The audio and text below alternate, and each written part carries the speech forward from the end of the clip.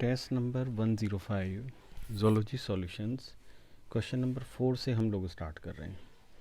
बहुत सिंपल सा क्वेश्चन है, एनसीईआरटी बेस्ड है। 2 डिजीज़ेस पहचाननी है, एक सिगरेट स्मोकिंग से रिलेटेड और एक कोरोनरी आर्टरी वगैरह इसमें ब्लॉकेज से रिलेटेड। तब देखिए इसमें बहुत बहुत सिंपल सा आंसर है। क्या आंसर है? ये एम्फाइसेमा डी के ना, डी जो है इसमें वो सही आंसर है। तो एम्फाइसेमा इसका सही आंसर। देखो अब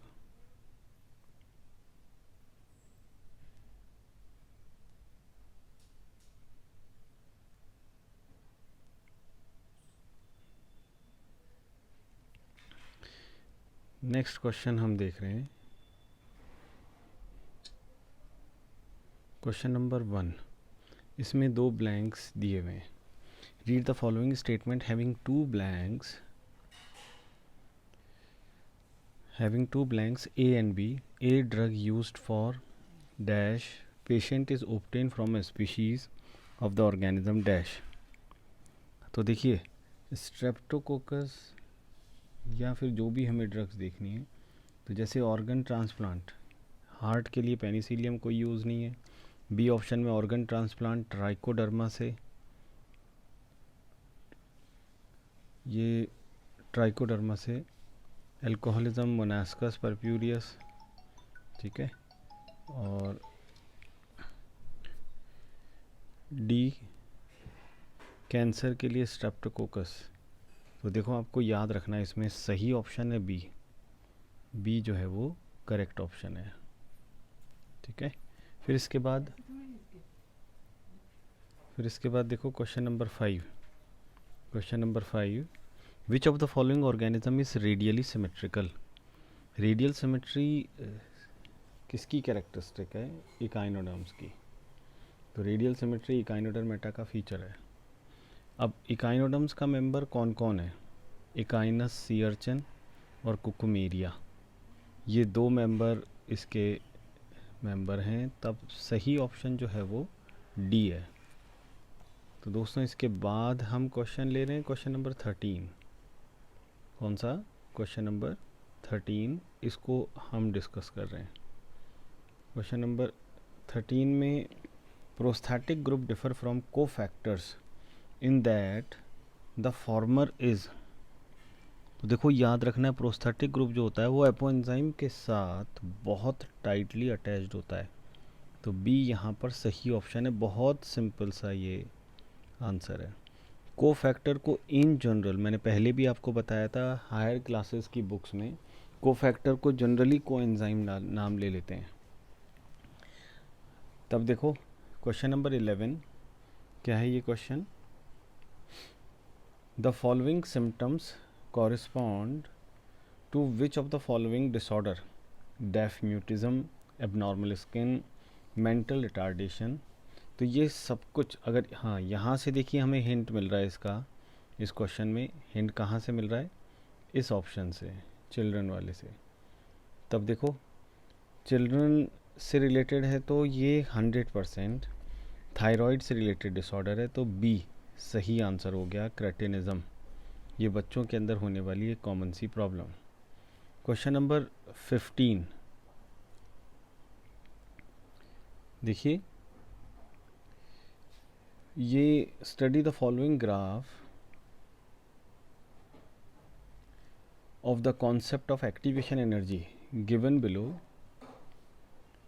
Select the correct option for stages labeled A to D.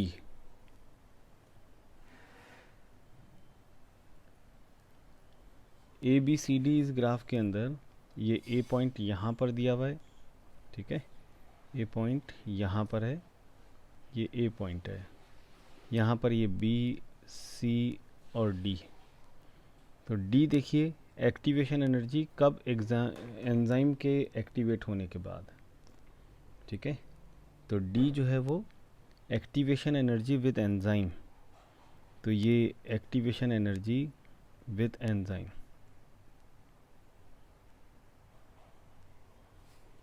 फिर इसके बाद देखें सी क्या है? Activation energy without enzyme. Without enzyme activation energy है। ठीक है, अब ये जो बी क्या है, ये पोटेंशियल एनर्जी है। टोटल एनर्जी जो है वो पोटेंशियल एनर्जी।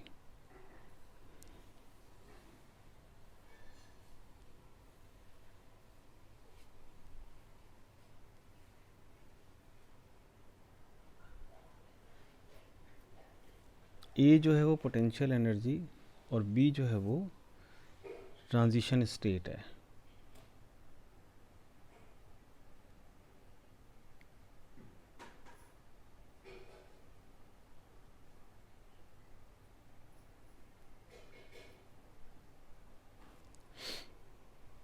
तब देखिए इस मैकेनिज़्म में क्या बताया गया है, रिएक्टेंट्स के पास पोटेंशियल एनर्जी होती है और ये रिएक्टेंट्स एक्टिवेट होते हैं, तब उसके बाद क्या होता है, ये ट्रांजिशन स्टेज में एंटर करके फिर उसके बाद प्रोडक्ट में कन्वर्ट हो जाते हैं। तो इसमें जो आंसर दिया हुआ है वो ए है, तो हमें इसके अकॉर्डिंग इसको देखना है। मेरे हिसाब से बी जो है वो ट्रांजिशन स्टेज है, ए जो है वो पोटेंशियल एनर्जी है। तब सी ऑप्शन सही होना चाहिए, जहाँ तक मुझे लग रहा है सी ऑप्शन जो है वो सही होना चाहिए। तो मैं यहाँ पर मार्क कर देता हूँ सी। ये एक बार आप मैच करिए। Question number 18, the tumour inducing capacity of A is located in large extra chromosomal plasmid called TI plasmid. Choose the option which correctly fills up the blanks. तब देखिए capacity of agrobacterium tumefaciens is located in large extra chromosomal, बिल्कुल simple सा NCERT based ये question है। ठीक है, फिर आ जाते हैं क्वेश्चन नंबर 17 पर, है ना। Question number 17, which of the following is not true regarding artificial insemination. Ideal parents are carefully chosen before the female is impregnated. The semen may be used immediately और can be frozen and used at a later date. तो देखो आप, ये दोनों बिल्कुल सही है। तीसरा देखते हैं, the fertilize eggs at 8 to 32 cell stage are recovered from the original parent non-surgically and transferred to the surrogate mother। देखो आप, ये अलग प्रोसेस है, आर्टिफिशियल इंसेमिनेशन में नहीं आकर के एम्ब्रियो ट्रांसफ़र में आएगा। तो सी जो है वो आर्टिफिशियल इंसेमिनेशन से रिलेटेड नहीं है। 23rd, the two human ancestors who belong to the species of Homo erectus are। तो देखो, ह्यूमन एंसेस्टर्स जो होमो इरेक्टस को बिलोंग करते हैं, जावा मैन और पिकिंग मैन, ये दोनों होमो इरेक्टस हैं। कौन है?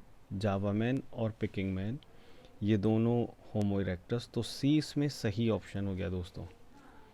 देखिए question number 22, what would happen if there is a failure of receiving the atrial impulse by the ventricles or completely independent contraction of the atria and the ventricle। तब देखो, ventricles contraction phase में जाने से रह जाएंगे, ये A option बिल्कुल सही है। ठीक है, इसको वेंट्रिकुलर एस्केप कहते हैं। वेंट्रिकुलर एस्केप का ही दूसरा नाम स्टोक्स एडम सिंड्रोम भी है। ठीक है, फिर इसमें क्या होगा, हार्ट रेट जो है वो इरेगुलर हो जाएगी। तो ए बी सी तीनों इफ़ेक्ट आएंगे, तो सी ऑप्शन जो है वो यहाँ पर करेक्ट आएगा। ठीक है, क्वेश्चन 26 इसको देखते हैं। 26, which pair of cells appear during the process of spermatogenesis. तो स्पर्मेटोगोनियल सेल्स बनती हैं और स्पर्मेटोजोआ ये बनते हैं। ये तो एंजाइम है, तो ये नहीं हो सकते। स्पर्मेटोजेनेसिस में oocyte का फॉर्मेशन नहीं है, प्राइमोर्डियल फॉलिकल का इससे कोई लिंक नहीं है। तब देखो, हमें एक ही ऑप्शन करेक्ट मिल रही है, ऑप्शन डी, यही आंसर करेक्ट है। क्वेश्चन 24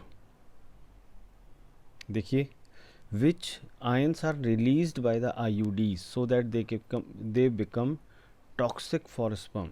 तो कॉपर रिलीजिंग IUDs क्या करती है, स्पर्म की मोटिलिटी को सप्रेस कर देती हैं। तो कॉपर आयन इसमें सही आंसर आएगा। Question 28, a person suffers from a disease in which a slowly developing chronic inflammation of the organ is observed. The pathogen is known to live in the lymphatic vessels of the lower limbs. They also form gross deformities and affect the genital organs. Which of the following organism is the vector for the disease? तो देखो हम D, ये जो Culex mosquito है ये इसका vector है, ठीक है।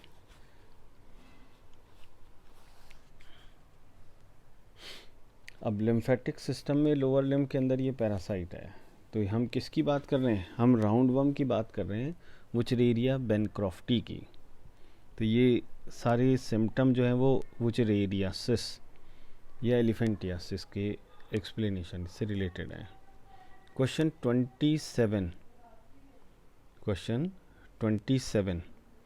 देखिए, the change of frequency of alleles in A population by chance is called genetic drift. बिल्कुल सही आंसर, बिल्कुल सिंपल सा डायरेक्ट आंसर वाला question.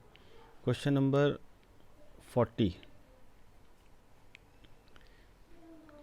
40, select the incorrect match from the following. Indigofera, Fabaceae का मेंबर, हेलियंथस एस्ट्रेसी, कैप्सिकम मालवेसी। बिल्कुल ठीक है, ये सोलेनेसी का मेंबर है। सॉरी, ये क्वेश्चन मनोज सर का है, फिर भी मैं इसको ले रहा हूँ, है ना। तो आप फिर भी ये ज़्यादा डिटेल में मनोज सर से पूछिएगा, बॉटनी वाले सर से पूछिएगा। देखिए अब question number 36, cannabinoid receptors are principally present in the CNS या brain and are known for the affecting the cardiovascular system.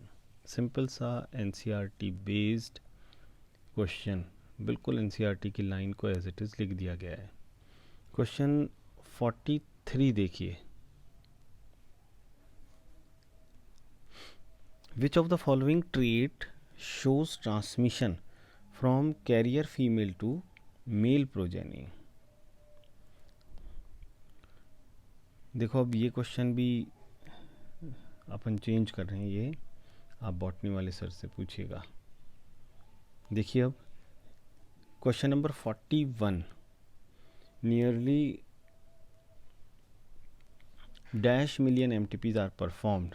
NCERT के हिसाब से 45 to 50 millions of MTPs are performed in a year over the world, which accounts 1/5 of the total conceived pregnancy. तो C option इसके अंदर बिल्कुल सही है, लेकिन ये भी ध्यान रखना है MTP बर्थ कंट्रोल मेथड बिल्कुल भी नहीं है ना। देखो, विच of the following is not correct about the chemical nature of a hormone. तब हार्मोन की chemical nature, hormone lipid derivative होते हैं, हार्मोन अमाइनो एसिड डेरिवेटिव होते हैं, हार्मोन प्रोटीन डेरिवेटिव होते हैं, लेकिन न्यूक्लिक एसिड डेरिवेटिव हार्मोन कोई भी नहीं है, ठीक है। तो ये हमें अच्छे से याद रखना है। स्टेरॉइडल हैं, पॉलीपेप्टाइड हैं। 47 देखो, इसमें भी फिल इन द ब्लैंक्स हैं, ABCD करके ये फिल इन द ब्लैंक्स यहाँ पर दिए गए हैं। The uterus opens into dash vagina through a narrow cervix. The cavity of the cervix is called cervical canal, which along with the vagina forms the birth canal. तो देखो आप, ये सारी ऑप्शन मुझे बी के अंदर मिल गई हैं, तो बी जो है वो करेक्ट ऑप्शन हो गया। Question 51, the alpha and beta cells are found in, कहाँ पर मिलती हैं, islets of Langerhans of pancreas, इसके अंदर ये मिलती हैं, ठीक है। तो एंडोक्राइन पार्ट ऑफ पैंक्रियाज, ये इसका सही आंसर है। तो ऑप्शन ए जो है वो करेक्ट ऑप्शन है। देखिए question number 50। Primitive bacteria living in salty areas are called. देखो वैसे तो ये मेरे से रिलेटेड नहीं है क्वेश्चन, लेकिन ये इसमें आ गया है तो मैं इसको आंसर कर रहा हूँ। सॉल्ट बेल्ट में मिलने वाले प्लांट्स हेलोफाइट्स कहलाते हैं। फिर भी एक बार ज़्यादा अच्छा बॉटनी वाले सर से पूछना है। देखिए, the process of response to peripheral nervous stimulation that occurs involuntarily is referred to as. तो देखो आप, इसमें इनवॉलेंट्री जो रेस्पॉन्स आएगा इसको अपन क्या बोलेंगे? Reflex action. ये पेरिफेरल नर्वस सिस्टम का एक रेस्पॉन्स है। 53rd इसको देखते हैं, ठीक है। 53rd, which of the following accessory gland is not paired. तो देखिए इसमें से कौन सी ग्लैंड सिंगल है? बी प्रोस्टेट, एक ही होती है। कूपर्स पेयर्ड है और सेमिनल वेसिकल भी पेयर्ड है। देखिए question number 60, the most abundant enzyme in the biosphere rubisco मिलता है, बी है ना, रेबुलोज बाइफॉस्फेट कार्बोक्सिलेज।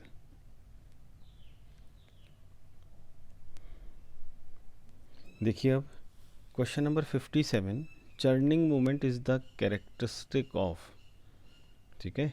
57 किसकी कैरेक्टरिस्टिक है? बहुत सिंपल सा आंसर है, ए, स्टमक की ये कैरेक्टरिस्टिक है। क्वेश्चन 56 इसको देख रहे हैं अब। Question 56, the functional unit of muscle क्या कहलाएगी? बहुत इजी सा, इसे सार्कोमियर नाम देंगे, ठीक है। क्वेश्चन 64,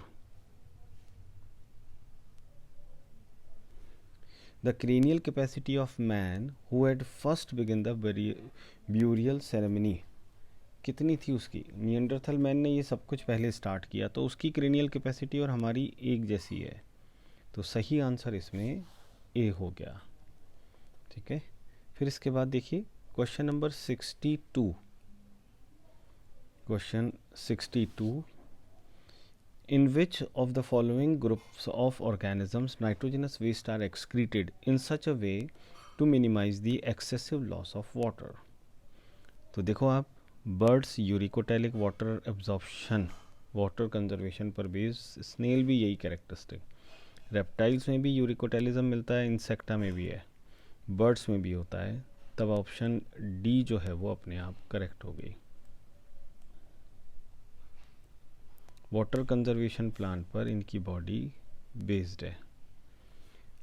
क्वेश्चन 61 देखिए, a specialized centre called respiratory rhythm centre is primarily responsible for the regulation of respiration is located in, इसको अपन DRG कहते हैं, और ये मेडुला ऑब्लोंगेटा से रिलेटेड है। मेडुला के पास ये सेंटर मौजूद होता है, ठीक है।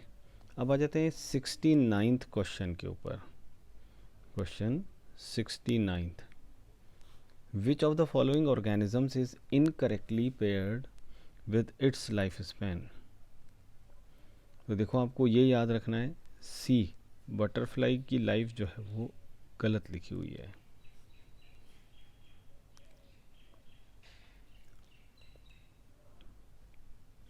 ज़्यादा से ज़्यादा 2 वीक होती है। देखिए 67, बहुत ही सिंपल क्वेश्चन, बाइकस्पिड वेल्व कहाँ पर प्रेजेंट होते हैं? तो देखो आप, लेफ्ट एट्रियोवेंट्रिकुलर जंक्शन पर, बिल्कुल ठीक है, ये ए आंसर यहाँ पर सही हो गया। Question 66, which of the following is correct for the circulatory system of cockroach?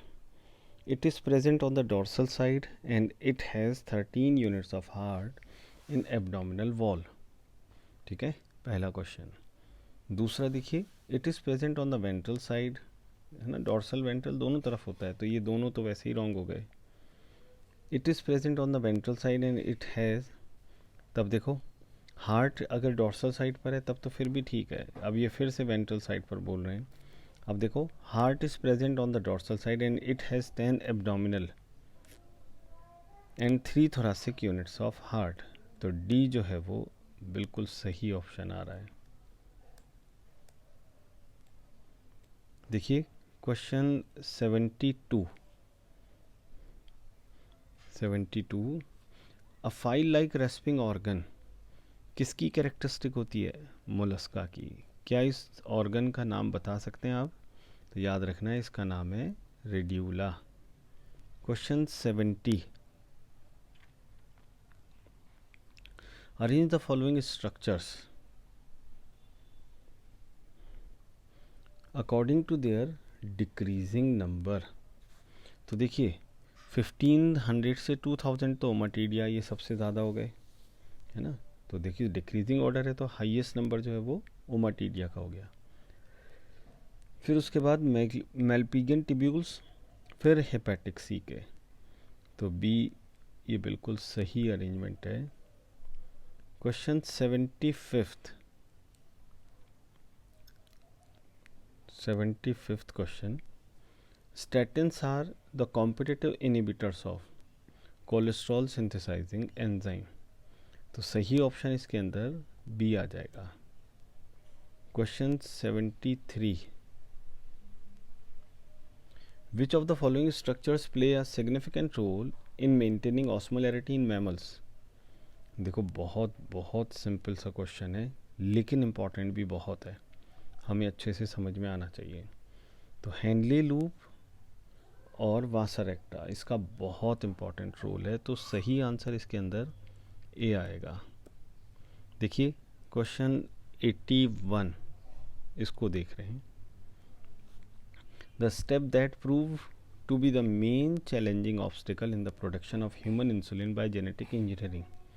क्या स्टेप है वो? हमें इंसुलिन सीधे मेच्योर फॉर्म में मिलनी चाहिए, मतलब ए और बी ये चेन हमें एक दूसरे से कनेक्टेड मिलनी चाहिए। इसमें सी पेप्टाइड की कोई जगह नहीं होनी चाहिए। तो चेन ए और चेन बी ये सबसे बड़ी प्रॉब्लम थी, तो बी ऑप्शन जो है वो सही आंसर हो गया। क्वेश्चन 77 कौन सा दोस्तों? 77 the vector used in the first successful recombinant DNA was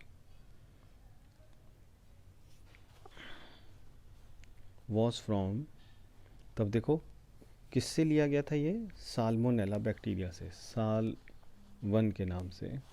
तो देखो आप सी ये इसमें सही ऑप्शन जा रहा है, ठीक है। क्वेश्चन 84 इसको देख रहे हैं। Question number 84 diffusion rates are affected by.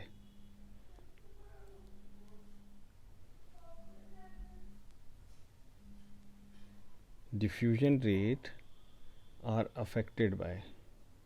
तो देखिए प्रेशर, टेम्परेचर, कंसंट्रेशन ग्रेडियंट। तब देखो डिफ्यूजन रेट कंसंट्रेशन ग्रेडियंट पर भी डिपेंड करती है, प्रेशर पर भी डिपेंड करती है, टेम्परेचर से भी अफेक्टेड होती है। तो डी ऑप्शन जो है वो बिल्कुल सही आंसर है। क्वेश्चन 83